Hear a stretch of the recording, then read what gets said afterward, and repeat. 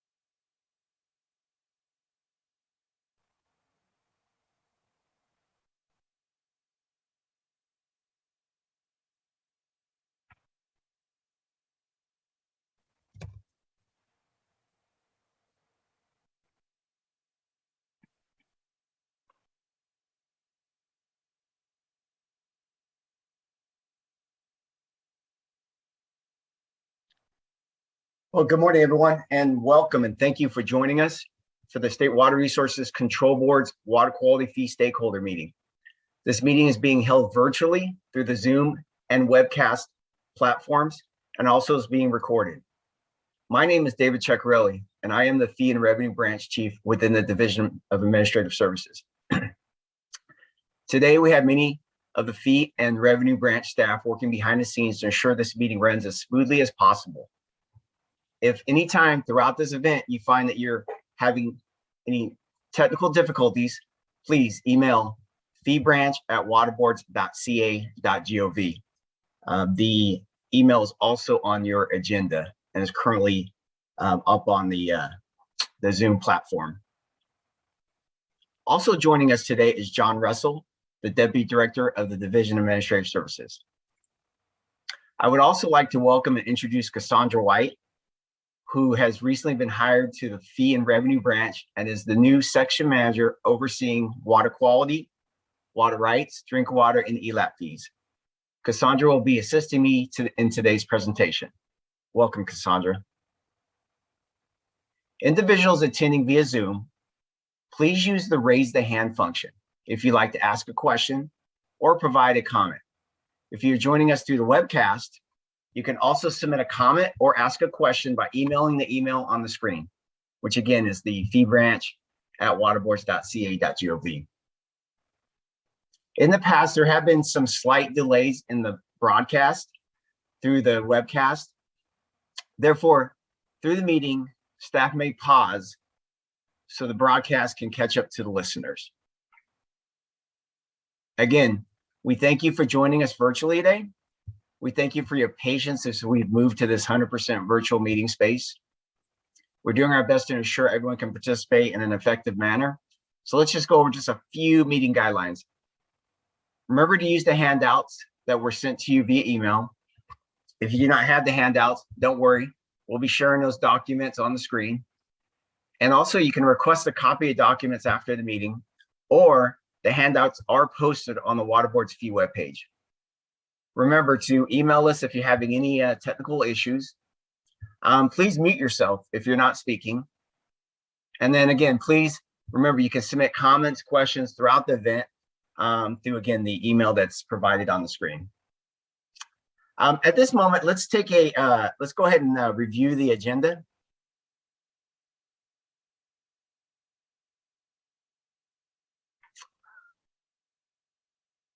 So we'll start with, we'll go over the Waste Discharge Permit Fund budgetary cost drivers, which is our attachment 1. And then we'll go over the Waste Discharge Permit Fund program budget details, attachment 2.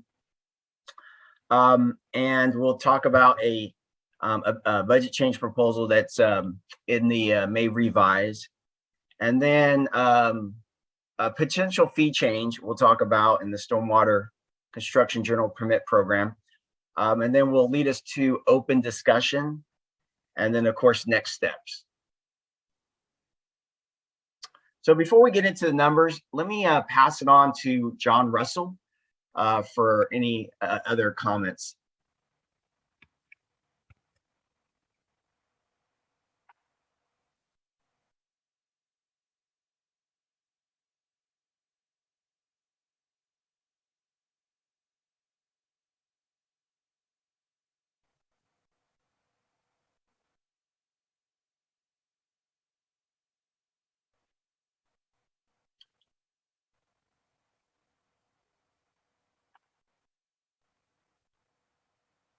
So I'm not hearing John right now. So we will just move into the numbers, and then we could have John jump in here in a little bit here.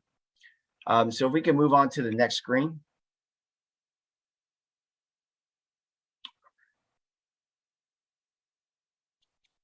So kind of same format as at our last meeting in March.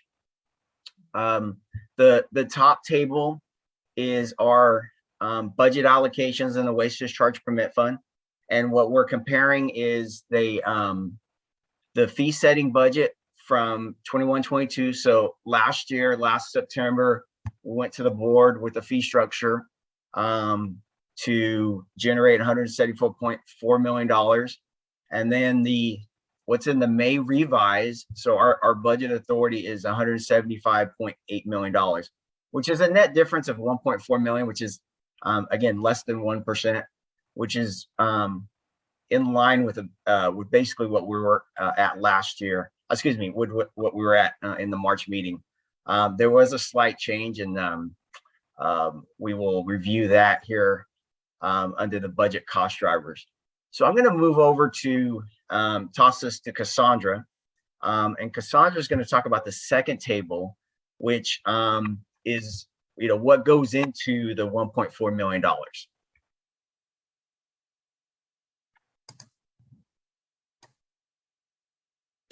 Good morning. So in the second table, we'll get to our cost drivers. So the first table we have is state operations, which is primarily employee compensation, things like healthcare, salaries. But it also does contain expenditure items like contracts or procurement. And that is at 2.42%. And next we have pro rata, which is just barely at 0.05%. And pro rata contains all of the other state agencies' costs, known as control agencies, that services they provide to all other state agencies, and they have to pay a proportion for those services rendered. And some of those agencies are Department of Finance, Cal HR, Department of General Services, just to name a few. And this year, pro rata has actually gone down. And that's because the Department of Finance was able to recalculate prior year estimates, which resulted in pro rata being reduced. And then the May revise also, there was one BCP that will impact the WDPF. It's a small, insignificant amount of $36,000, a 0.02% increase. It's the shared technology refresh, and it is a joint BCP with Cal EPA. And it's to upgrade and replace existing audio and visual equipment and continue with critical annual maintenance of shared network infrastructure used by Cal EPA boards, departments, and offices. And the total cost of the BCP is $247,000. The total cost of the water board share of the BCP is $247,000. And the underground storage tank cleanup fund, they will carry the bulk of that at $211,000. And again, the WDPF will be the $36,000.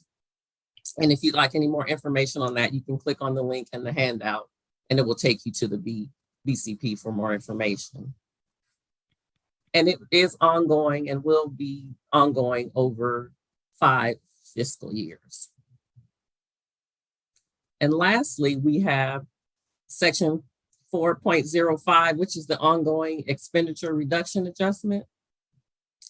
And it's just about 1.5%, just a little over that. And the Department of Finance directed all state agencies to reduce their overall budget by 5%. So they looked at items such as travel, equipment, contracts, and temporary help as retired annuitants and limited term positions, all of which could be sources of savings and were used to contribute to the $2.7 million in savings that helped produce the reduction in the WDPF. And the increase in revenue and programs cost has gone up less than 1%, as David had mentioned earlier.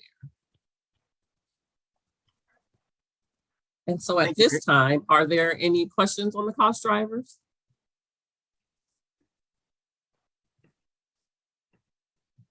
There are no email questions right now. So thank Okay, you, thank you. Cassandra. Yeah, just I have a question. I have a question. Yes, go As ahead, does please. Bob, as does Bob Gore, and my hand is up, by the way. I don't know where to put my hand up at. Where do you put your hand up at? Under reactions, click Oh, on it. there we go. Sorry. Okay, raise hand. There we go. I'm sorry. I'll take my turn, Bob. Oh, and it doesn't matter. I just want to make sure we're all aware. That's all. My question on the BCP is this: it's 36 grand. That's not the point. We need to, as fee payers, hear a justification on every increase as to why it is not general fund, because this, when you read it, is clearly applicable to every single water board program. AV equipment, come on, that's general benefit. Yes, I know it's only 36 grand, but this allocation is in no way, shape, or form justified. Thank you. Understood, Bob. Keith, you had your hand up? Oops, My sorry. question, my question is, and thank you for giving me a chance to talk here, is my concern is if the fees are simply a function to accommodate your pensions, you're raising your pensions and employee compensation. You know, my concern is that what does that have as long-term impact for sourcing other solutions in the future? If we're using money for pensions and retirement accounts, how does that help us get to an ultimate overall repair of a damaged and broken system? Well, the things like the employee compensation, as you mentioned, like retirement, healthcare cost, you know, a lot of that's all being driven by, of course, unions, legislators, and it's part of, you know, paying towards the salaries. They are evaluated every year, and a lot of it is, of course, driven on like cost of living increases and things like that. The water board, you know, we get the state operation costs, of course, from the Department of Finance, and that's all. And the costs of those, of course, are driven through negotiations, of course, through the legislators and the unions. What I will say is that, like in this given year, and in even last year, the waste discharge permit fund, we're not adding any additional employees.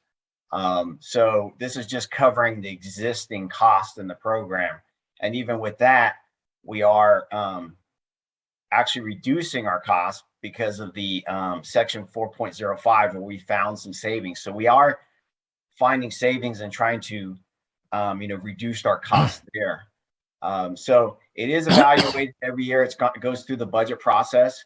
And then these meetings are set up where then I work with the stakeholders and show what the budget is and show what the fees are. And the water code basically states that revenues need to be generated to support program costs. And again, kind of back to the what these meetings are for. It's basically to illustrate what our revenues are compared to our expenditures and explaining what our expenditures are.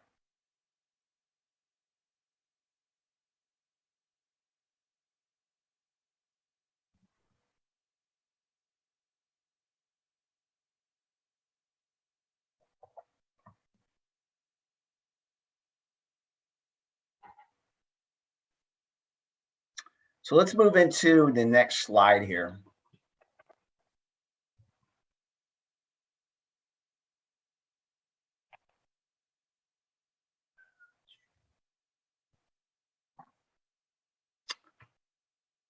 So this is basically looking at, and I have the columns up there basically with the lettering systems, and we went over this last time also. And so column A, of course, is all the waste discharge permit fund water quality programs that are the fee paying programs. And then column B is our fee setting budgets. And these numbers have not just the direct cost for each of the programs, but the cost of each of the foundational programs are loaded into these numbers. And then column C, basically looking at all of our current fee payers and doing some projections. At this point, under our current fee structure, we would generate $170.6 million. And then our fee setting budget is $172.8 million, which is a net difference of about $2.2 million. So that's what column D is. Column D is kind of forecasting kind of the revenue increase, decrease of each program. And so just to kind of highlight a few of these, as you could see, the WDR program, our fee setting budget is $40.7 million, and we're generating about $40.1 million under our current structure. So an additional about $625,000 would be needed to meet our fee setting budget. Now, a couple of things to highlight here. The water quality certification is one program here that our revenues are tracking below our expenditures, and so there is a shortfall there. With that said, program staff and I recognize that, and staff and I have been meeting to see what can be done to narrow this gap between revenues and expenditures. Program staff is doing a deep dive into this program to evaluate, one, the projects, applications, permits, the workload. And, this program moved, we set a new fee structure several years ago where we moved more to, it's more of an application-based program, but we're also implemented a revenue, an invoicing structure, an annual invoicing structure to this program. So we're evaluating all that. And I do anticipate that we'll have adjusted numbers for this program coming into our August stakeholder meeting. For the stormwater program, though, the stormwater program revenues are exceeding expenditures. So we're tracking that right now. What I will say, kind of reviewing the permits and revenues that are coming in, we definitely are seeing a spike in construction revenue. So we're starting to see more and more construction NOIs being submitted. And so we're starting to see a little spike of revenue there. And then, as I've mentioned in the past,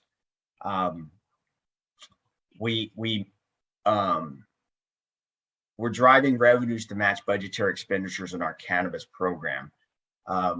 We have currently, and I'll say that the Department of Finance has adjusted our cannabis allocations down in the waste discharge permit fund. They haven't been driven down to the full amount. So behind the scenes, we take measures, meaning hold positions that were in the cannabis program. And so we're matching our revenue with our actual budget, or with our actual expenditures in the cannabis program. And then with that, they pick up all their share of all the foundational cost. And so at this point, we again match the revenue that comes with the cannabis to the fee setting budget. And then for next fiscal year, of course, we'll be in kind of negotiations with finance on how we want to adjust the authority for the cannabis program. So again, kind of going through the numbers here. When you're looking at D again, D is basically the difference between what we project on our revenue and our fee setting budget. And then what F is F is basically the average percentage program change to support the program expenditures. So looking at for fiscal year 22-23, just to cover revenues with expenditures, that's what those percentages represent. So for example, the WDR program, to cover just again expenditures, it's anticipated about 1.6% additional revenue is going to be needed. And as you kind of go through the list, programs like stormwater and CAF are generating or anticipate to generate enough revenue to cover program expenditures. And then, as you can see, one of the outliners is the water quality certification program, and that is a program that we are evaluating. Again, we anticipate that that number will be able to adjust that number moving into the next stakeholder meeting process. So let me move to column I. And I know we had some discussions about this before. And let me just start by saying that, and as I mentioned last time, and I know Glenn and I over the years have mentioned this when Fiscal came in, there have been some delays with us closing our books, which then puts us in the position where we can't, put together a fund condition. I know our accounting office is finalizing the year numbers for fiscal year 2021. So that's last year's budget process. And we should be able to, by next week, I should be able to have those numbers and I can start working on a waste discharge permit fund condition with actuals for fiscal year 2021. And then that'll basically show me what our reserve looks like again, ending 2021, knowing that right now we are in fiscal year 21-22.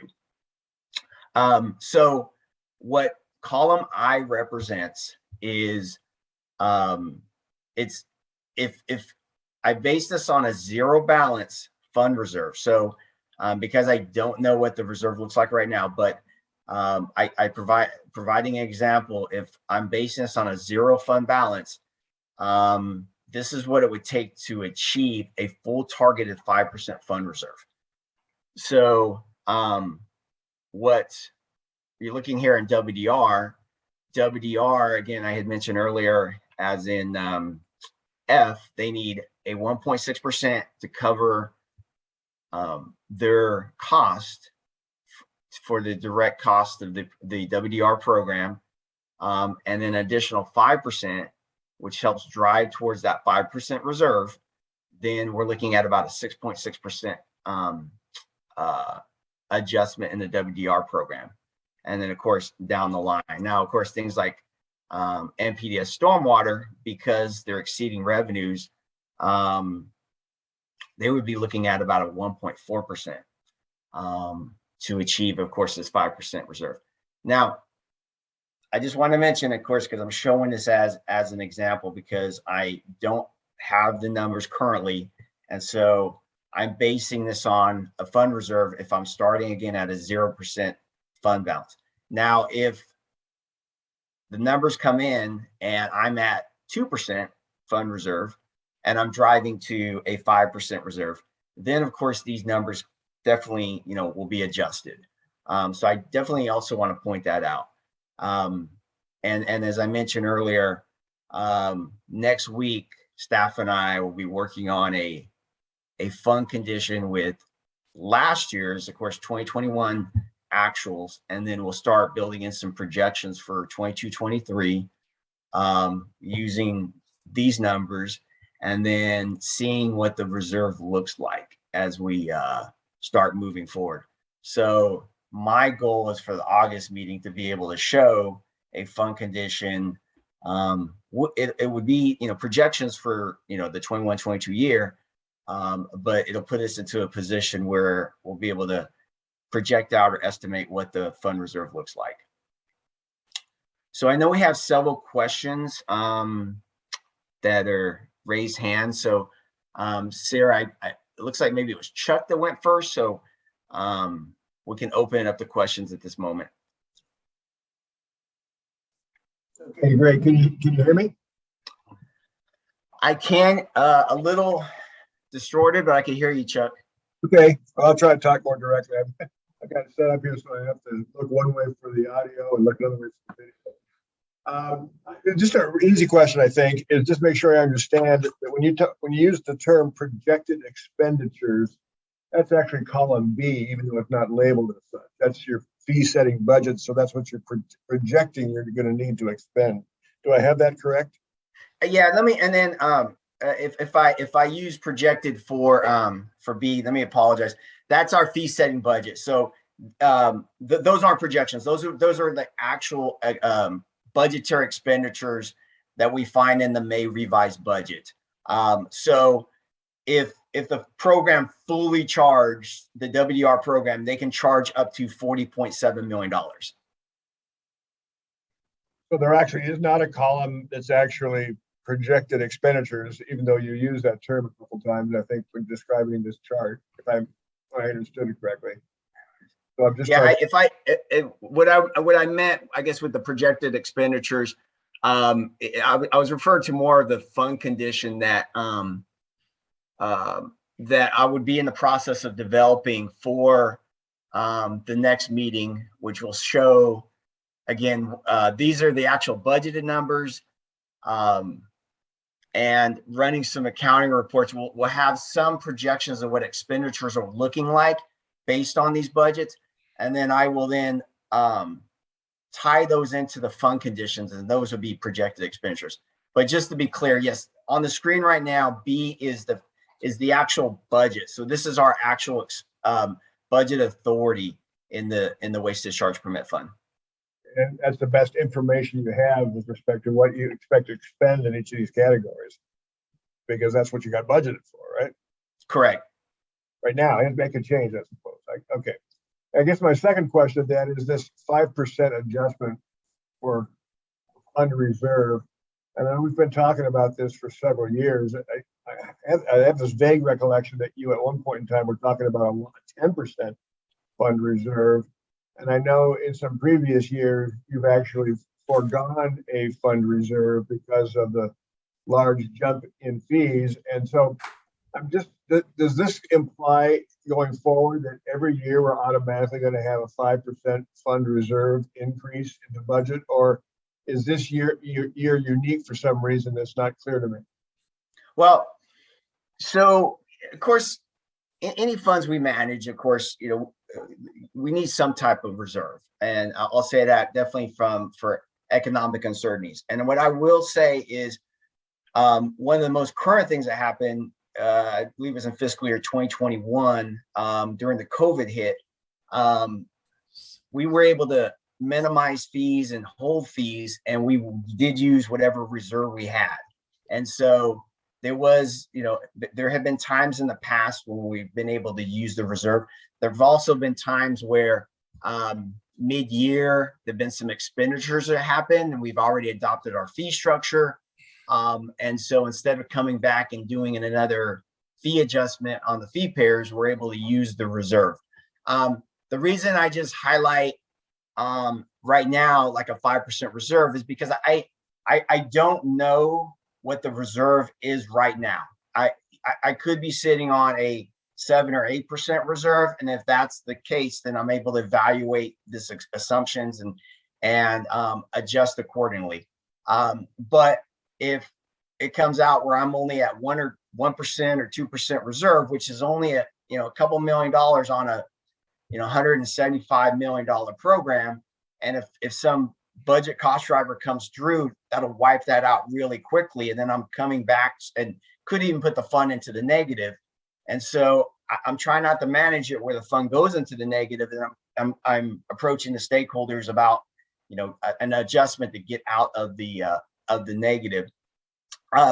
Now historically we do try to maintain a 5% reserve in the WDPF,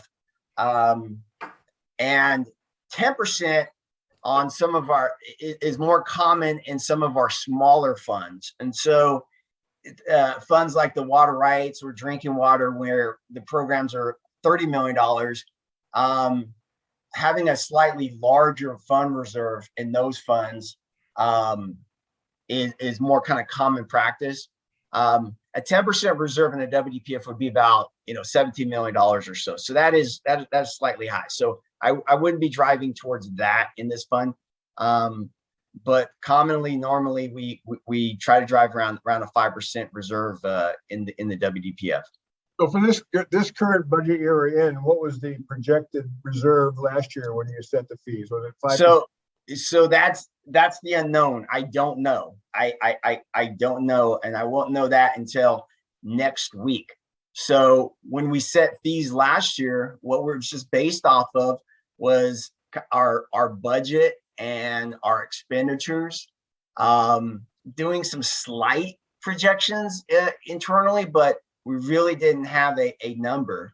But with that said, what we did was we did some savings behind, try to keep some vacancies vacant, just to kind of help, keep costs down.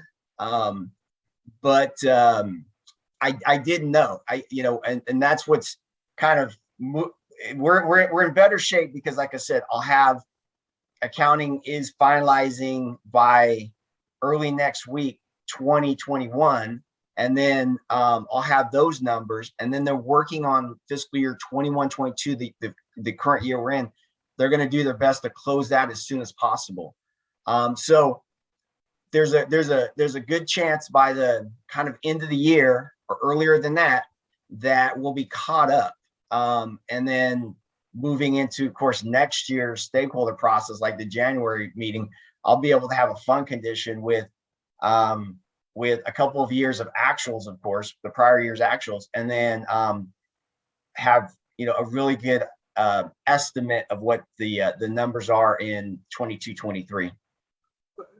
So just maybe a simple, and I'll try to shut up here soon so other people can ask their questions. But let's assume that you find at some point in time that for fiscal year.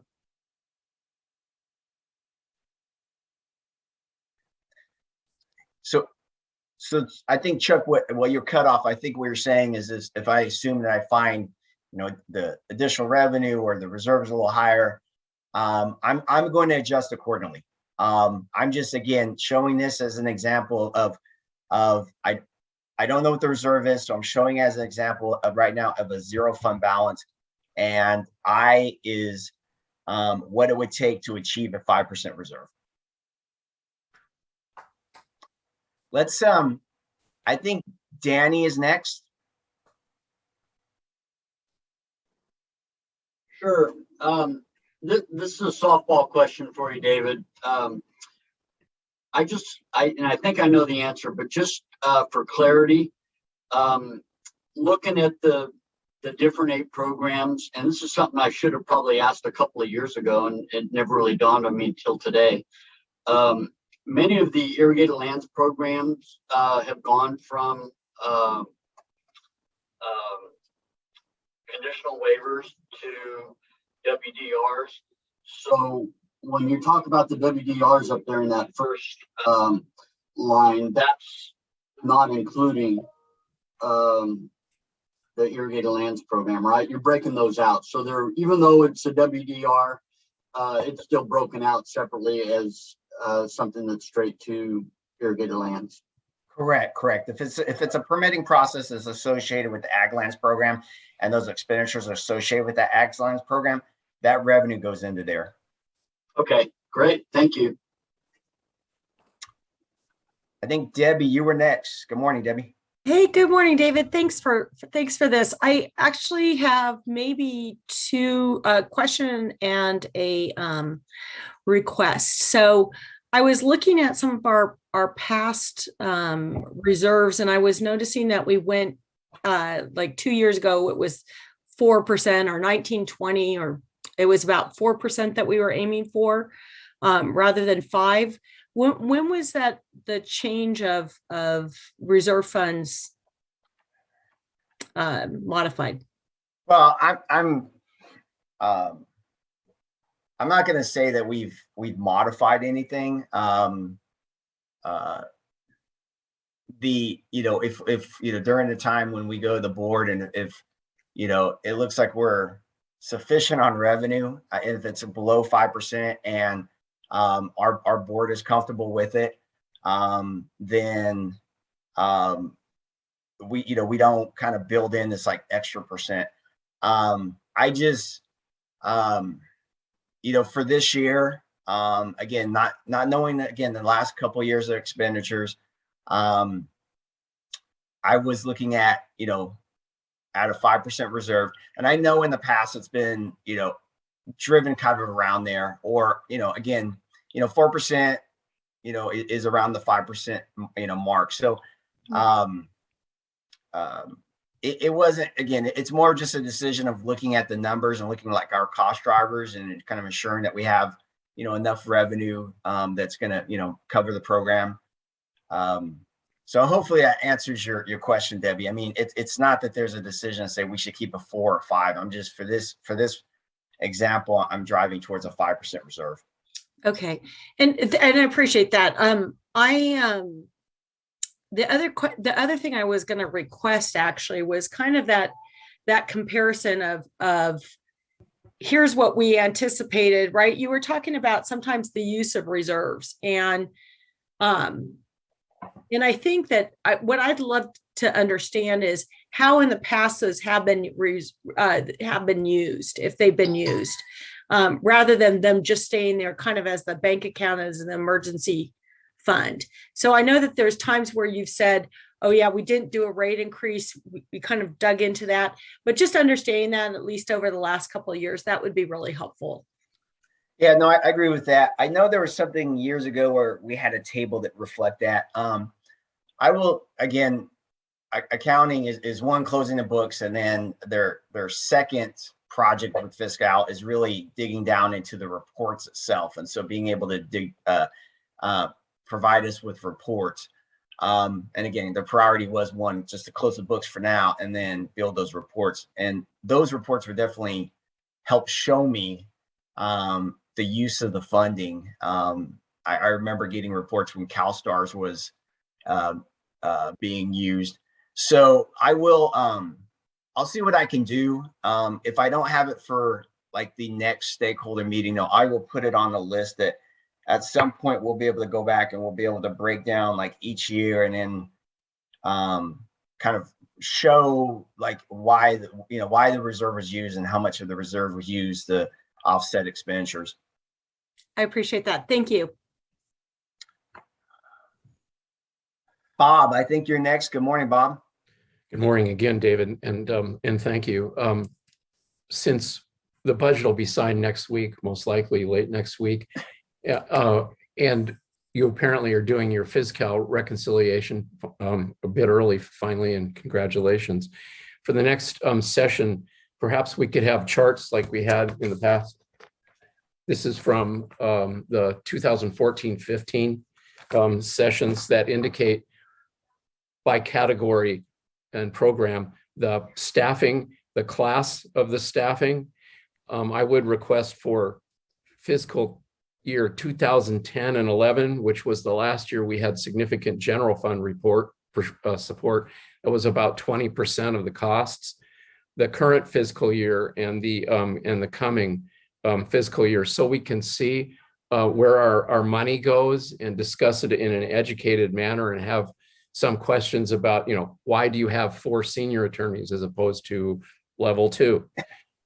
Also, for the next session, it would be good to know specifically in writing your findings on the WQC fee increase and also an explanation of cannabis. I'm personally confused about where the money is going and the fee adjustment in past years, and to make sure this program remains siloed. Also, for ag lands, and my apologies to Danny, we may want to be aware of the impact of Sigma and fallowing. This is a per acre fee, and it appears your major revenue source is about to tank So it would be good on an ongoing basis to be aware of, and this is on behalf of the California Association of Wine Grape Growers, what the intent is of program staff. And I know Brianna's listening, so it would be good to know. My third and final comment is the Ag Council, which I don't see on the call, but Emily and I for the past decade have been working on reducing and maintaining the cost of compliance. And she, with our support, has written to the legislature requesting a 3-year general fund allocation for water quality to cover basin planning, gamma, and beach monitoring of about 151 million. Also, for the next 3 fiscal years, a $25 million contribution to the reserve. And this may be a question for Karen, who last time I checked was listening. Does the Water Board have a position on this general fund request? Are you available for expert consultation to the legislature? Has the budget chair reached out? What is the status of this request? And that's it. Thank you for listening.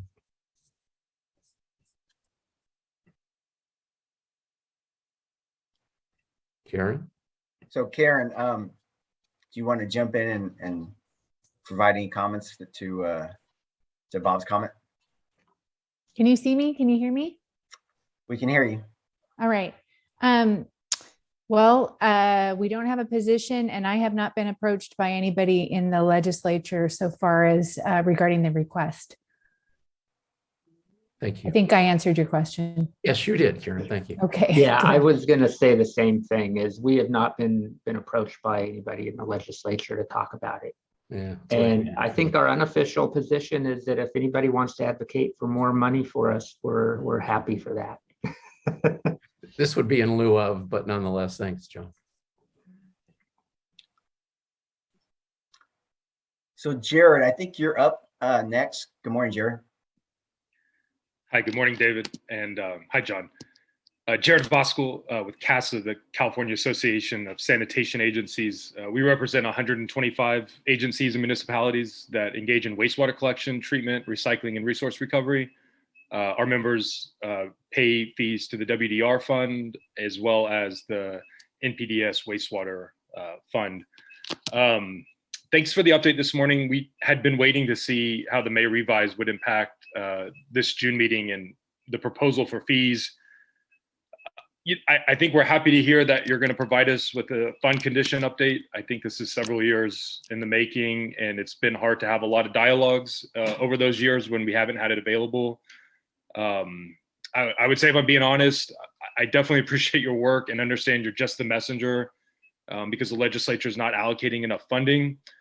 But it's still disappointing to see this proposal in the face of $100 billion budget surplus for a general fund. And in lieu of the dialogues that our last workshop in March and the conversation stakeholders had about the proposal to do a fee increase this year to build that fund reserve.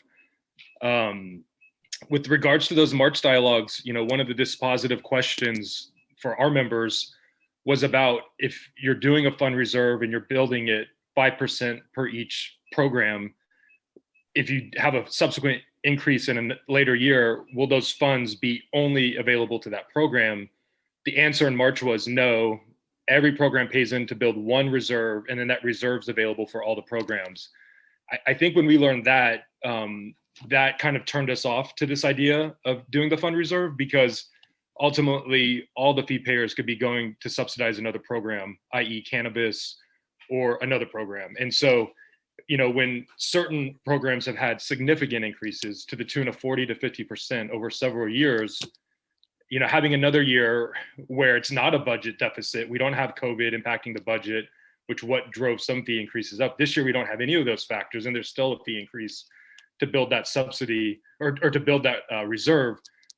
I think that's not our desire. And I think our strong preference would be, given the last few years of increases, to give us a break for a year, not increase fees, give that relief to fee payers.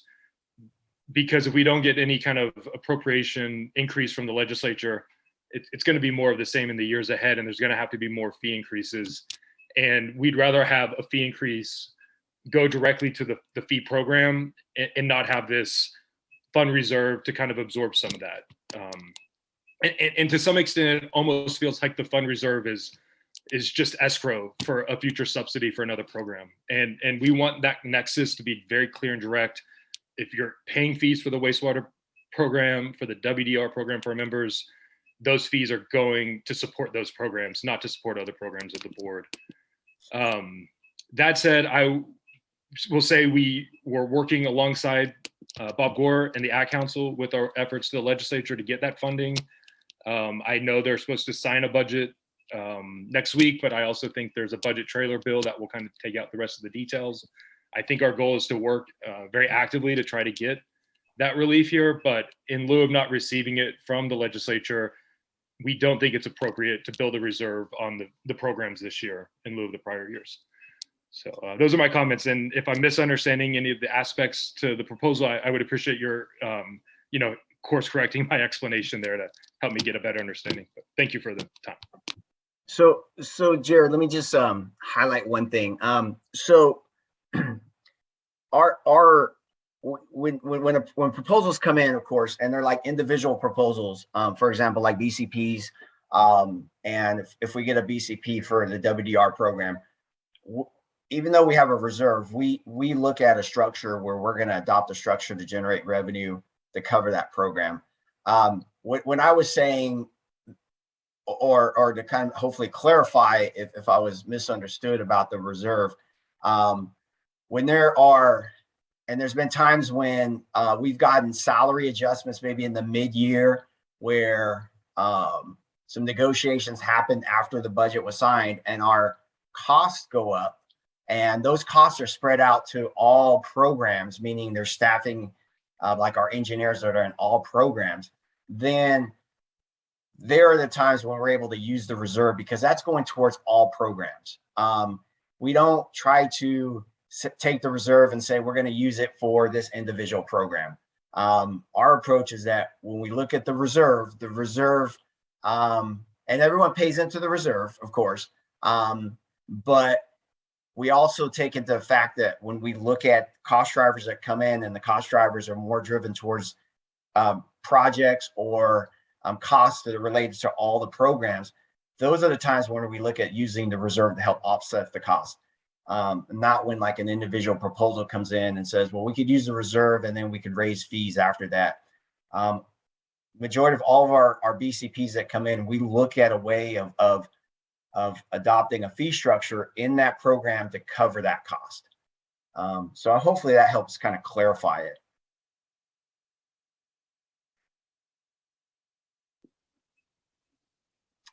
So I think back in line, I think Keith, I think you're back up.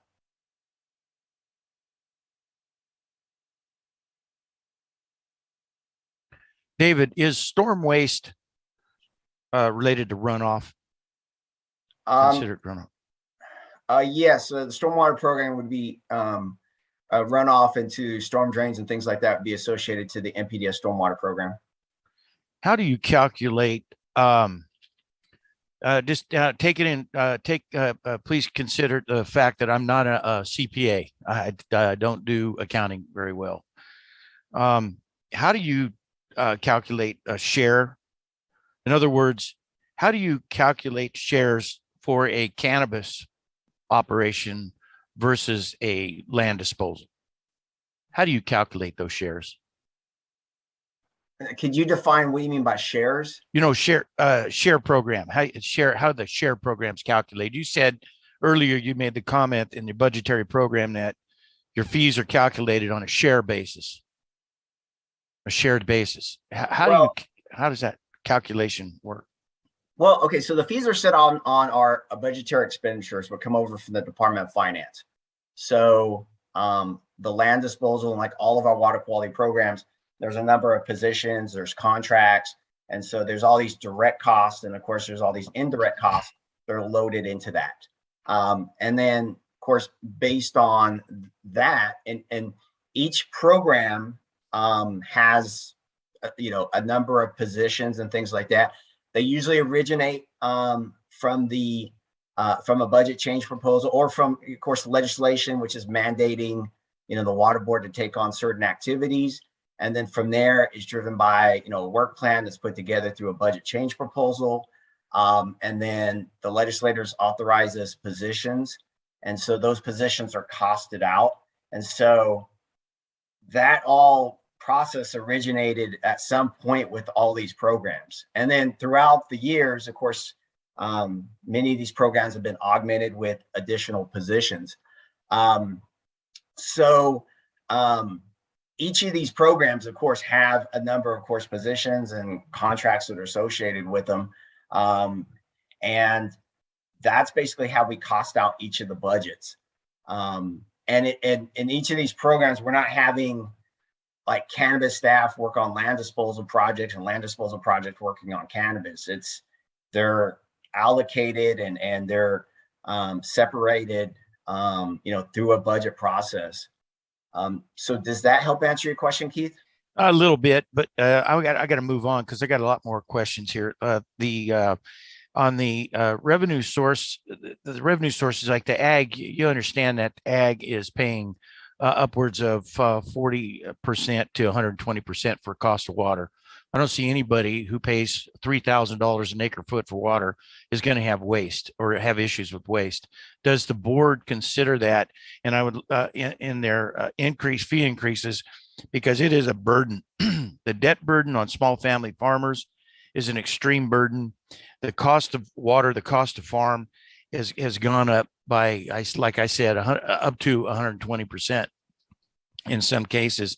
And this is an extreme burden on this fee increase on small family farms. I just want to make sure I get that in there so that you know that, because it's not related. Is the waste does not take into consideration like the income cannabis makes versus ag lands or income that any of these other itemized entities, stakeholders that pay these fees. Does it take into consideration any of the incomes that are generated and the percentage of income to cost ratios, the profit margins they make? So we're not looking at, of course, the income. We do recognize factors like drought and fallowing into the overall process, and of course, there's the requirements into the different general orders that are adopted in the ag program. And of course, our costs are just paying for our staff in the confined animal feeding program. I'll just maybe pass it on to John or Karen if there's anything additional that maybe I'm missing here, but we're not basing it on like financial incomes of some of these farms. Okay, and what is there a fee program that takes in or considers the wildfire fallout that are with the fallout that's going into these dry beds, stream beds, intermittent streams and rivers, with all that toxic waste going into these fallout layers of streams and waterways that then get washed out into the rivers and then ultimately to the delta and ultimately to the ocean? Is there anything that the board is looking at that it includes that in the fee structure? Well, let me, since it's a little more on the technical side, let me kind of pass it to John or Karen. And John, do you have anything you want to add to that? I know it's not considered in the fee structure, but anything you want to add on what's being done by the water board regarding the fires? Yeah, no, I'm not aware of anything to do with the aerial deposition. Obviously, with the fires, we do cleanup activities in burned areas. Those are source removal of burned debris and things like that. And then to Keith's previous point about charging more fees on agricultural products that have a high value per acre versus low value per acre. We've explored that with the stakeholders, and we resoundingly heard the answer was no, we don't want to do that. For all of these fee structures, if anybody has a better mousetrap, we're more than willing to hear that and evaluate it and analyze it. So if you do have any ideas, go ahead and bring them to us. But that is one thing that we have explored in the past, and everybody pretty much settled on the per acre charge as being the most equitable for everybody. How would it be? How would anybody want to be incentivized to say anything other than that? John? Well, that's exactly right. So we've evaluated it. We heard from the stakeholders, no, I don't want to do that. So I guess that's just my way of saying we do value your input, and we listen to you, and we act on that. Okay, we appreciate that a lot. Thank you. That's it. Thank you, Keith. Chuck, I think you're back in line. So I think you're next.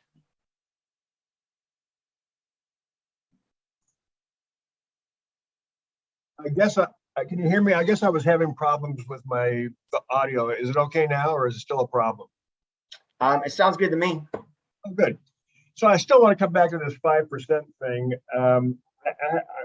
That represents the Imperial Irrigation District, and I've got to explain to them why we're throwing on every year this reserve in anticipation of some increase in costs.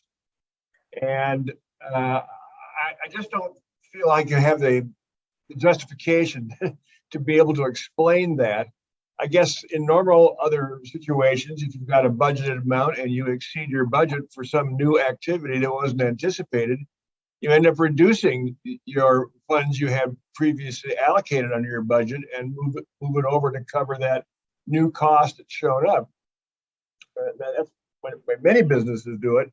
And this idea of every year having this 5% or whatever percent for everybody across the board, I mean, it sure is a heck of a lot better for me to sell the ag land, for example, increase of 1.7% as opposed to the 6.8%, simply because you're trying to create a buffer that if you overexpend in one area that unanticipated, you get to charge us more.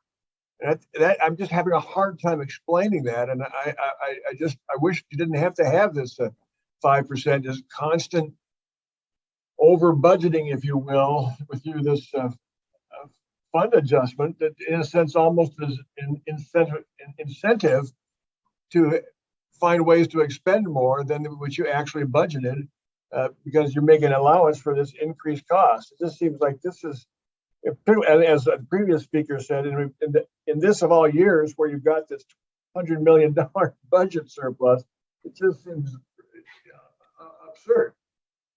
And I hope I made myself. So we understand that, but there's two sides to this equation. One's the expenditures, which is our budgeted amount, and that's a lot more under our control. But the part that really isn't under our control is the revenue part. This reserve is also to buffer for any revenue decreases that happen. And a lot of those are reflective of the general economy and things like that, construction that's going on, things like that. So one way to think about it is just your own home personal finances. I mean, I'm hoping most of us have a little bit of money set aside in a savings account or something, so that if something unexpected happens, you're able to accommodate it. It wouldn't be very prudent of us, frankly, to run a one-to-one budget with no reserve at all. That doesn't give us any sort of flexibility to account for things that are out of our control. Well, I guess I won't hammer the point anymore. It just is a concern. I mean, most businesses, they don't have these reserves. Most farmers don't have these reserves, or it's kind of a thin margin anyways. And would it be nice if the economy worked in such a way that every business activity could have 5% reserve out there, but that's not the way the economy really works in this kind of system we have.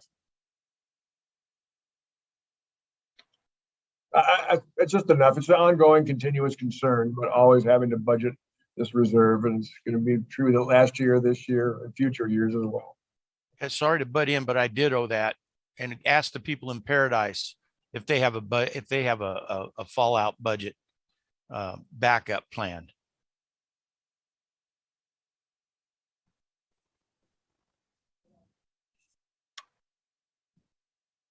Chuck, did you have any other additional questions at this time?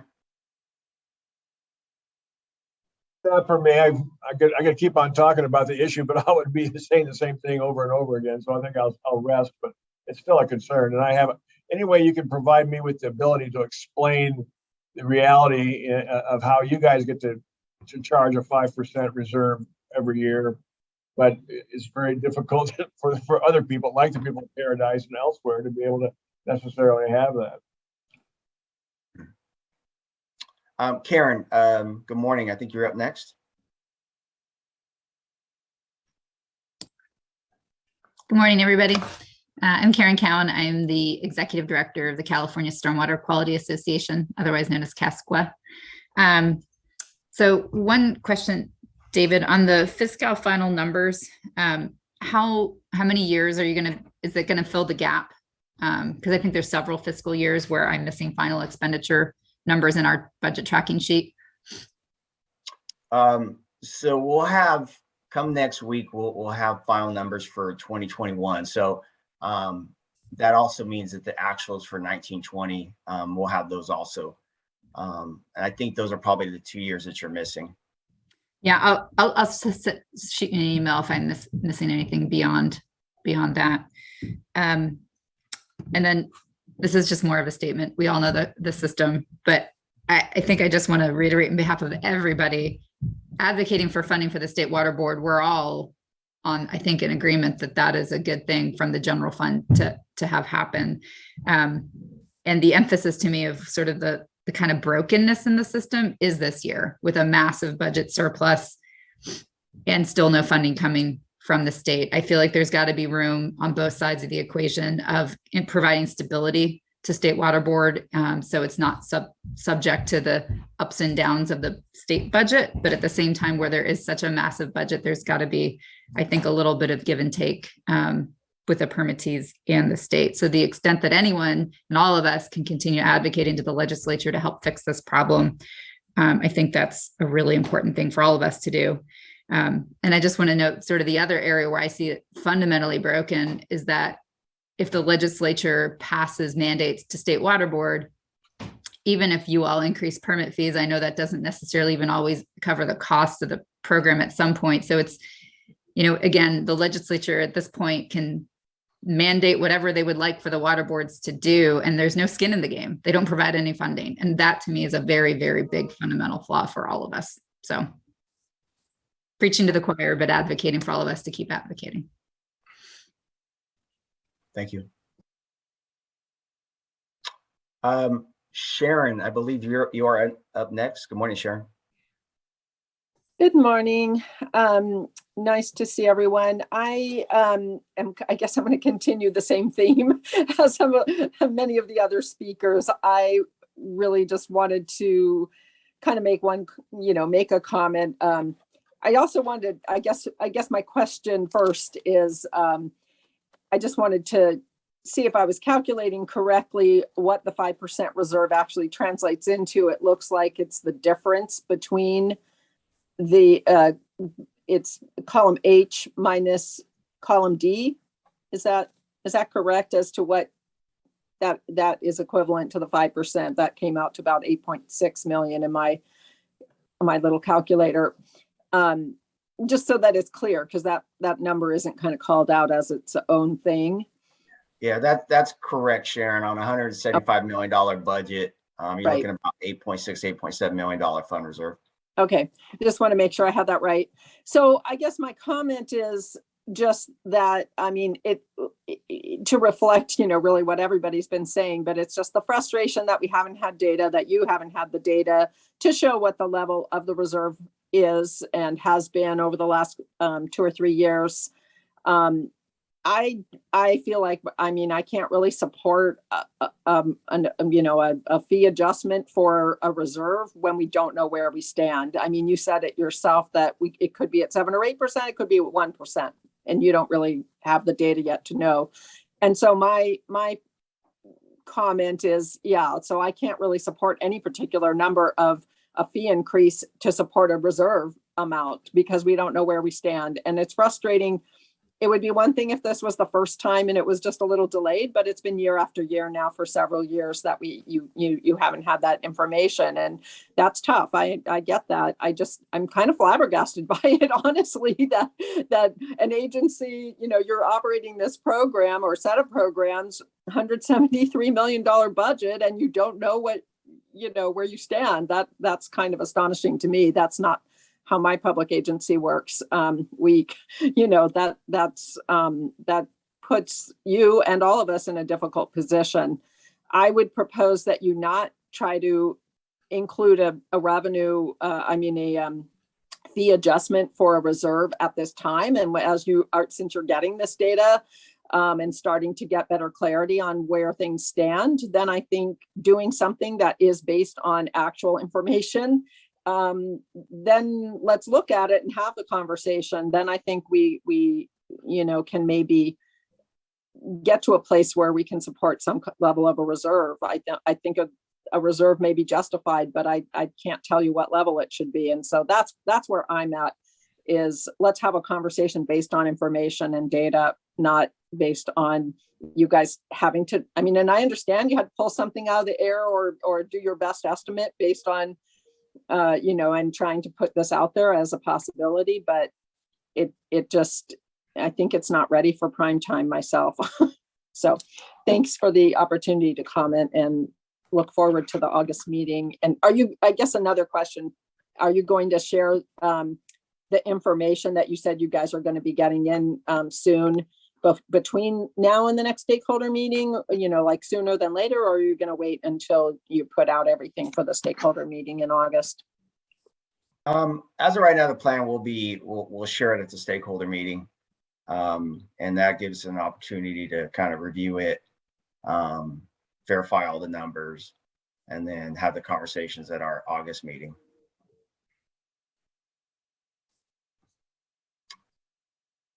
Bob, I think you're up again.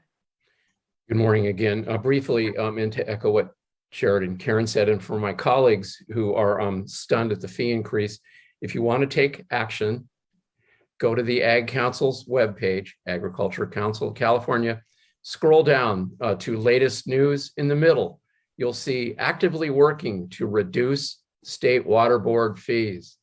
I would urge you to contact your legislators and support this, as opposed to voicing justified complaints at this meeting, which cannot be acted upon.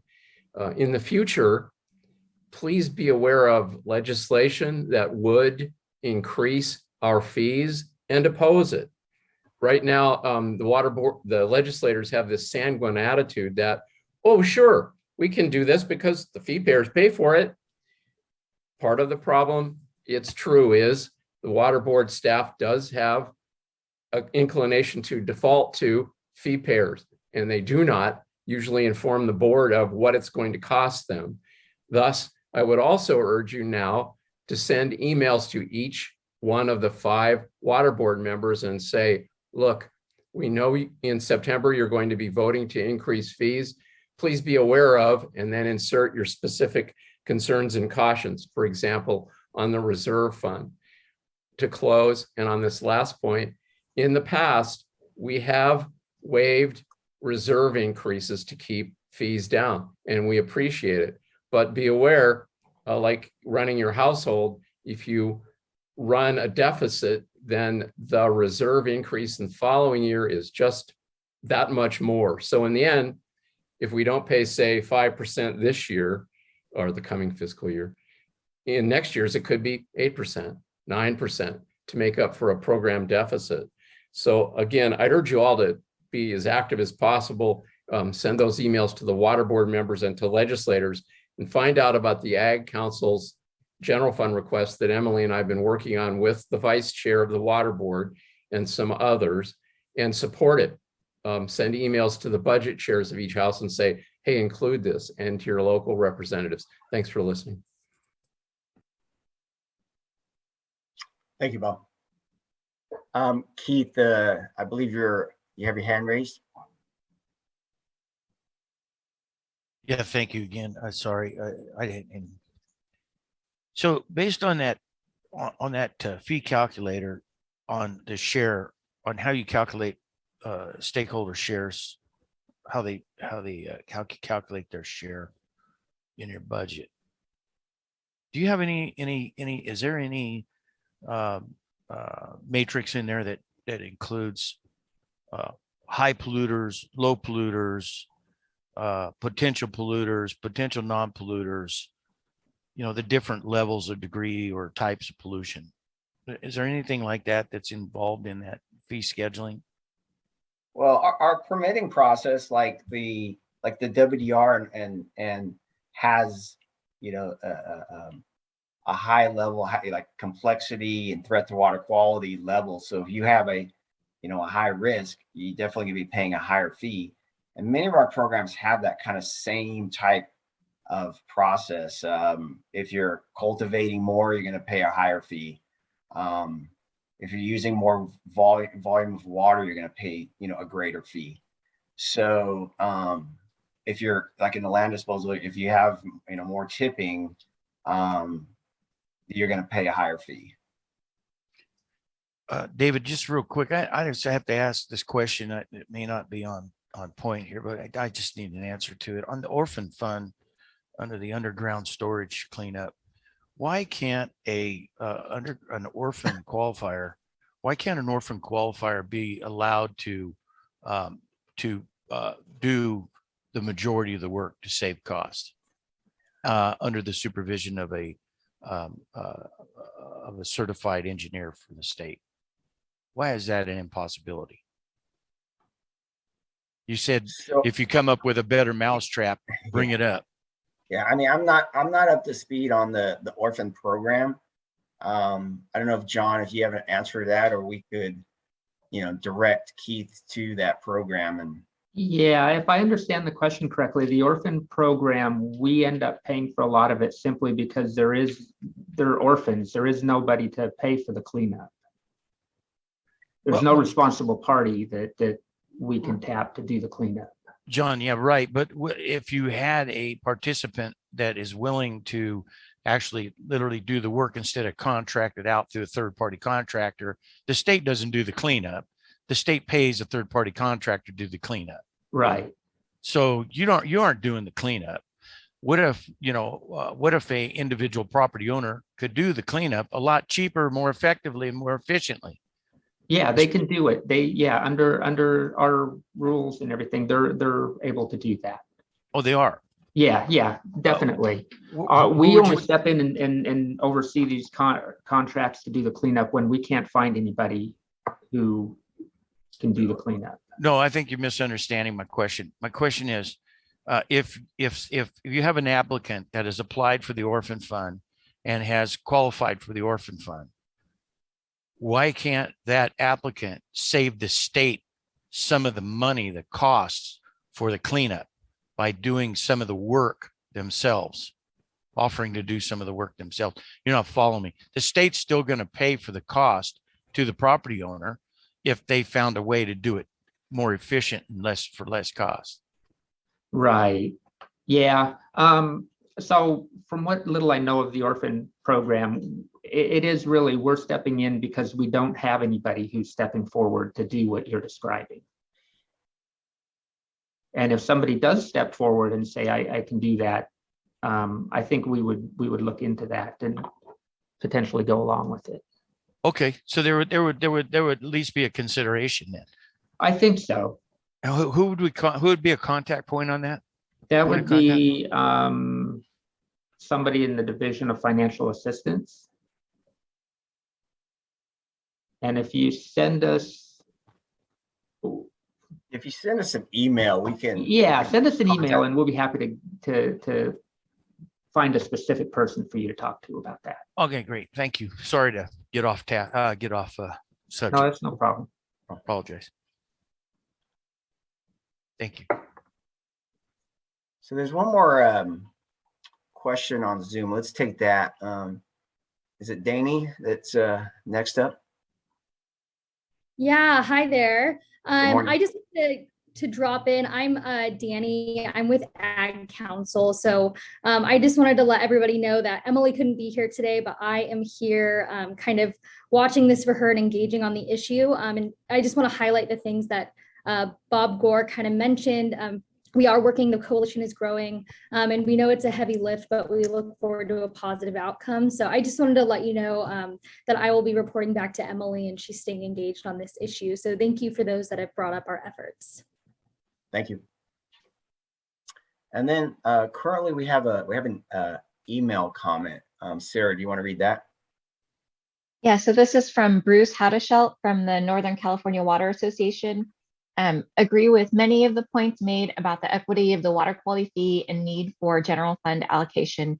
Irrigated property that don't apply pesticides or nitrogen should be excluded from the program altogether. 15+ years of water quality monitoring results have shown no impact on surface water quality.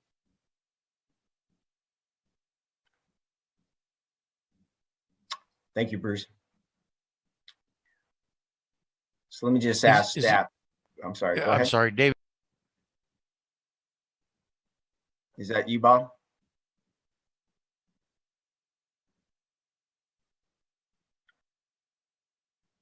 So just while we have a lull here, I wanted to just point out that, we'll talk about it more in the fee stakeholder meeting for water rights this afternoon, if some of you will be available for that. But we did get a significant, or we're scheduled to get a significant influx of general fund, about 700 million. And it's largely going to go for drought resilience and response. There's a very small fraction of that is actually going to pay for our staffing costs in water rights. But most of it is, it comes in one hand and goes out the other to what we call local assistance. It's to fund wastewater treatment plant projects, drought projects, emergency drinking water supply projects, things like that. So it's direct community benefit. Unfortunately, it doesn't get at what you're all asking for is to support our staff, but there is a significant component this year of general fund to our budget that we have not had in the past years.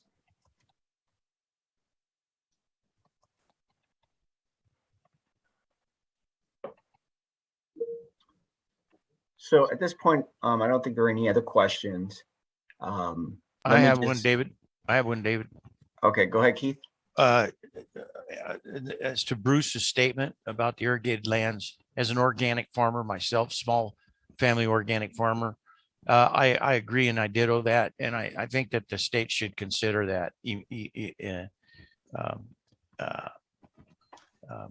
eliminating the fee for small family organic farms, because they are basically stewards of the land that are looking for not only conservation, but also to preserve and protect the environment. And then is there any way you guys could possibly post and or email to the participants of this the link to the next meeting that's happening later this afternoon that John just mentioned? Are you signed up on the water rights LIRIS list? I don't know if I got on that or not. Okay. So that is the process to sign up for it. But what we can do is we can send you the, if you email us, again, regarding your question about orphan, and then also just ask to be sent the link for the water rights meeting, we can forward that to you. Yeah, Thanks. can we, Thanks, David or Sarah, can we post the link to the information on our website in the chat? No, we can't do that in the Zoom chat, but Keith, Oh. if you go ahead and respond to, the email that you received for this meeting, I'll go ahead and send you the information for the water rights meeting this afternoon. Thank you so much. Appreciate it, guys. Mhm. Thank you. And we apologize for all this weirdness with the Zoom stuff. We're looking at potentially holding some of these meetings in person to alleviate a little bit of that with our usual webcasting and Zoom component, just so that people don't have to travel to Sacramento if they don't want to. This is Chuck. I still have another question, if I may. I didn't even know about the water rights meeting this afternoon. I've been involved in the water rights fee discussions for the last 5 years, at least, if not longer. So somehow I got dropped off of it. I didn't even know. I would really like to know what, I may not be able to make it this afternoon because of my schedule, but if I could just find a little bit more about that. The only notice I got for any fee meetings was this water quality fee. Yeah, Chuck, same. Just go ahead and respond to the email you got for this meeting and we'll send you back the information for the water rights meeting. Well, thanks.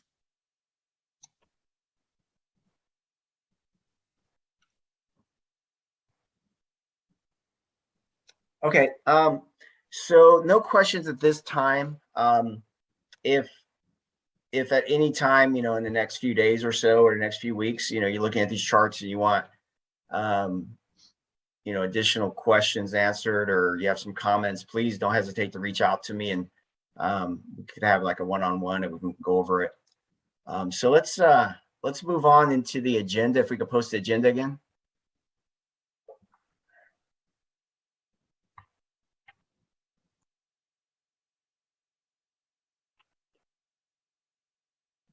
So item number 4 is a potential fee change that we're looking into right now, and we wanted to bring it up. I have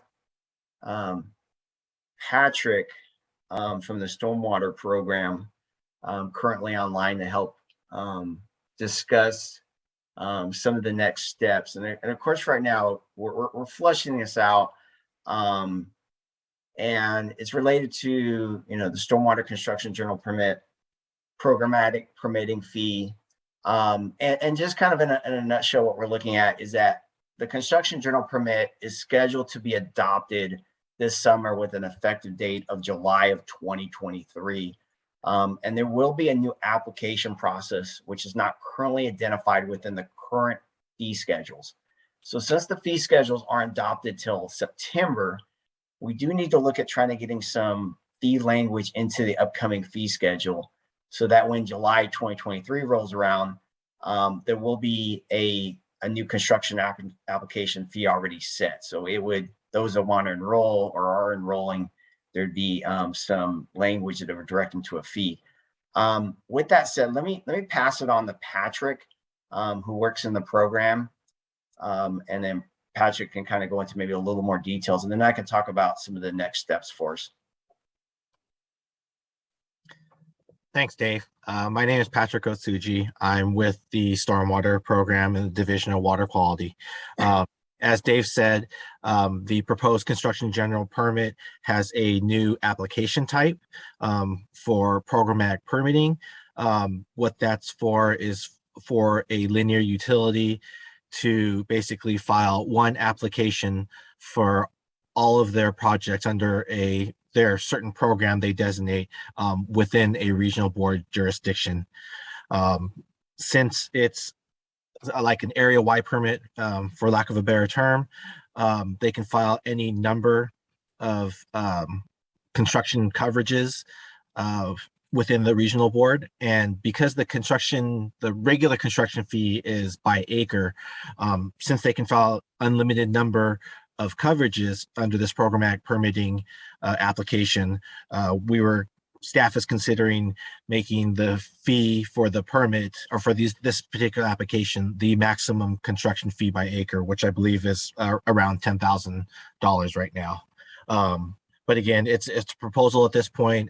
We're still looking at other options moving forward. But like as Dave said, we needed to get something into the fee schedule for next year in case the effective date falls in between, so we don't have to go back to the board to propose something, amendment to the fee policy. So thank you, Patrick. So some of the next steps, of course, we wanted to bring it up at this meeting, and then I know water quality staff, the stormwater program staff, are looking at it and kind of figuring out some options on the structure.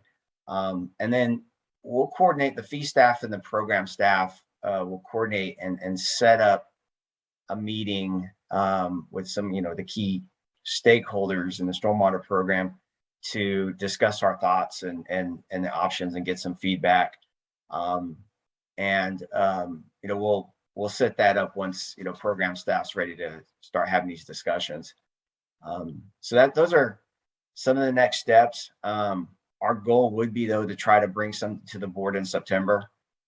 So as when next July rolls around and the general permit is adopted, that we do have a fee structure in place for these types of enrollments.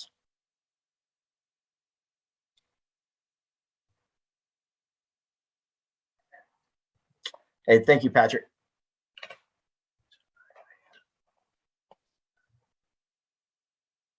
So I'm seeing no questions at this time. And so wanted to move it to open discussion. And there is one comment right now. So Sarah, if you want to go ahead and read that comment on the open discussion. Yes, so this is from Sarah Lopez from the Central California Water Quality Preservation. Correct me if I'm wrong on that, Sarah.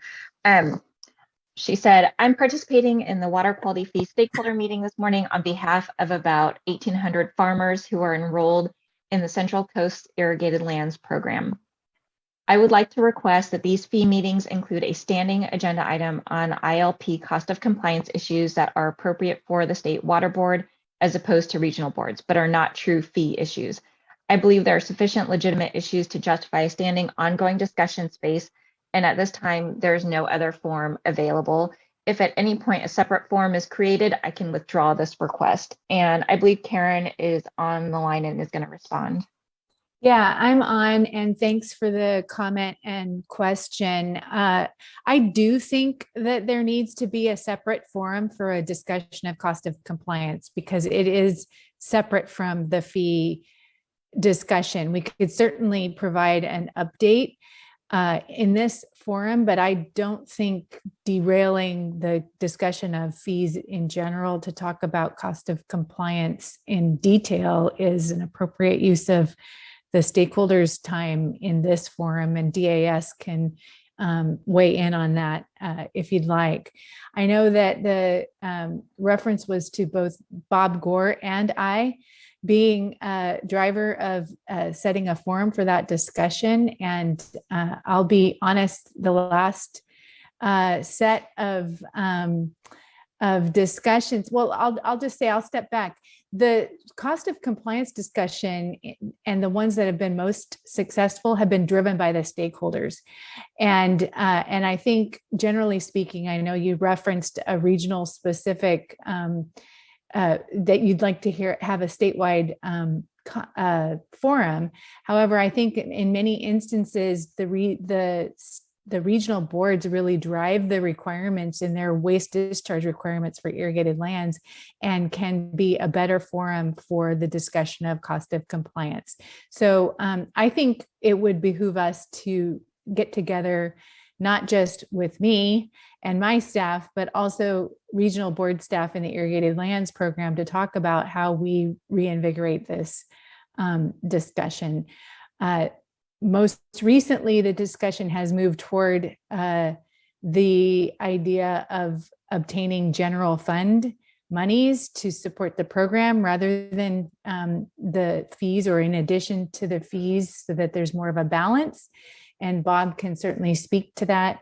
And I would look to Bob also to talk about any ideas you may have for reinvigorating a cost of compliance discussion. Shall I speak? Sure. Thank you. We'll tag team. Yeah, indeed. And thank you, Karen, both now and for your diligence in the past couple of years. We, as stakeholders, it is difficult, if not impossible, to convene a forum like this, especially one that would be dedicated to cost of compliance concerns. It's also incredibly diffuse if we approach it on a regional board basis, although they are indeed the Central Valley and Central Coast boards active. I would suggest that the Division of Water Quality convene this sort of a forum and include the regional board program chiefs, executive officers. We may want to, in fact, have two discussions, one for ag lands and one for everybody else, because ag lands, as we see and know, attracts a whole different set of vociferous and educated participants. I would suggest that we try this once. If it doesn't have significant participation, then that's a answering question. I support what Sarah says. This is long overdue, and we do have board support for requesting general funds that are for gamma, beach monitoring, and other activities that support statewide actions, not just a program category. Also, under water rights, the data modernization program is another example of a category that should not be paid by the permit holders because it's a general benefit. We could use this forum to come up with ideas and follow up with the board and actually get some actions. And again, I appreciate Karen raising this and Sarah, and I'm hoping the Division of Water Quality can work with us in convening a forum. Only a centralized discussion will work. Thank you. Well, and I'll commit to circling back with my staff as well as the regional boards and coming up with a proposal that will then relay to our stakeholder community. And I won't commit to a specific date at this point, but we'll definitely commit to circling back and keeping you, Bob, and Sarah, and I believe Bruce is also interested in this topic in the loop as we figure out what our next steps will be.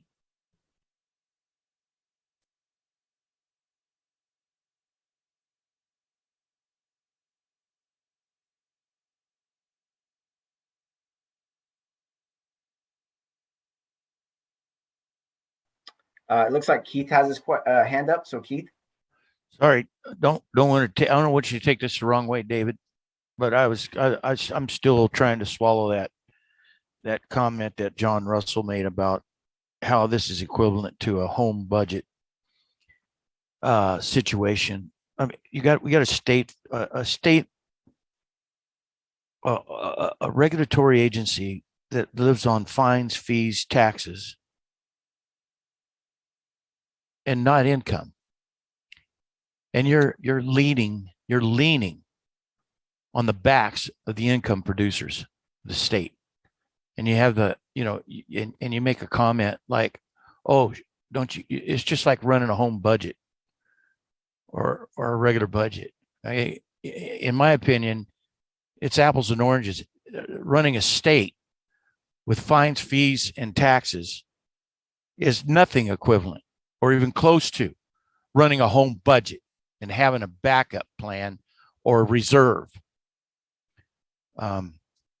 Just as a comment. And the second thing is on the state conservancies program, like the Williamson Act, I would suggest that you exempt a small family farm and especially the organic small family farms that are living, that are farming under the state conservancy programs and the Williamson Acts, especially when the state is underfunding, underpaying, and has not managed to pay the counties for these Williamson Act payments for the last, 8 years, 9, 10, 12 years.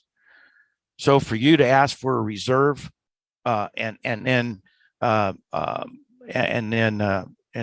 not pay the local governments for those conservancy and conservative programs, I think it's deplorable. But anyway, deplorable. Anyway, I just wanted to get those two comments in. Thanks. Thank you, Keith. Yeah, frustration. So there are no other questions at this time. Again, I'll open it up the floor if anyone else has anything.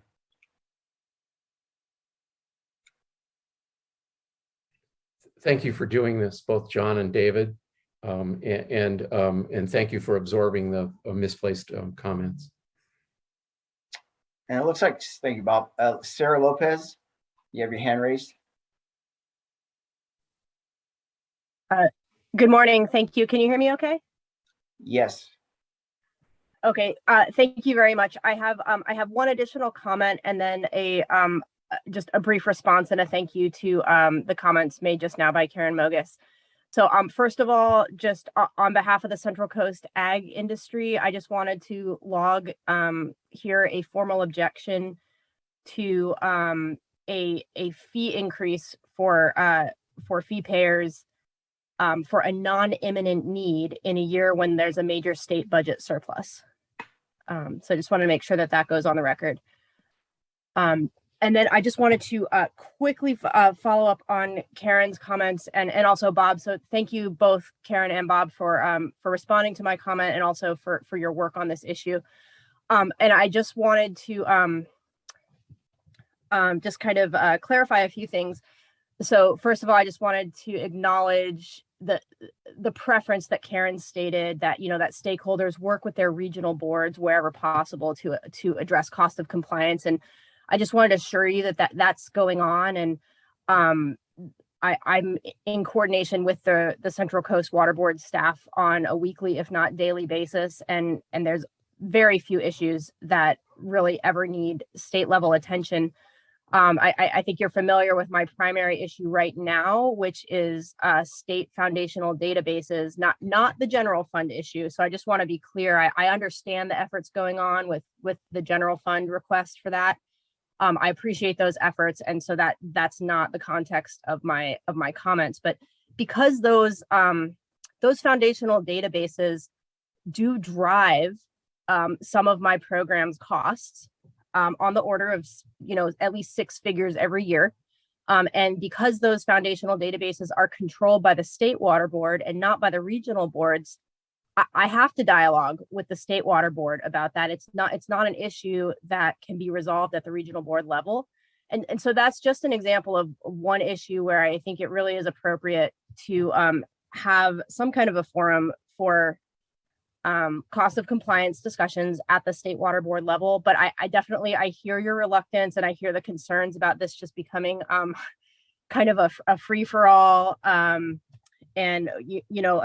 if you create an open forum, then you might get a lot of comments or interests that really aren't appropriate to that forum. So I definitely want to let you know that I understand the concerns there, and just request that I be included in these discussions about whatever is being developed. I want to request that I be included in these discussions as you move forward, because generally when I make a request, I'm told, oh, somebody's already working on that and then there's a short list of names. And that short list of names are not folks who I'm not their client. My member farmers are not their clients. They're not working on behalf specifically of the Central Coast or specifically on behalf of Preservation Inc.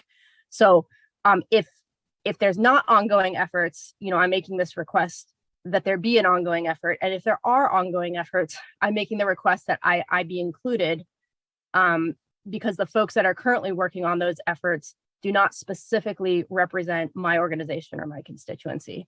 And I apologize for being so long-winded. It's just there aren't many other forums in which to dialogue on this topic. Thank you. I'll just respond quickly.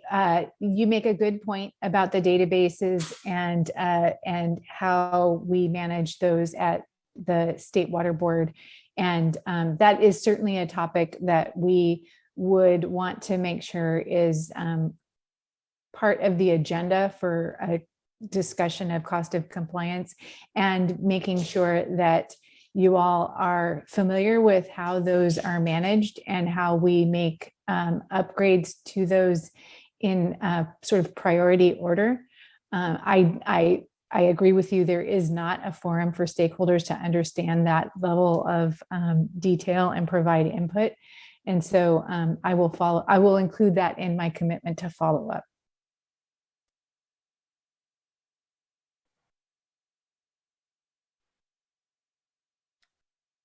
So I'm not seeing any additional questions at this time.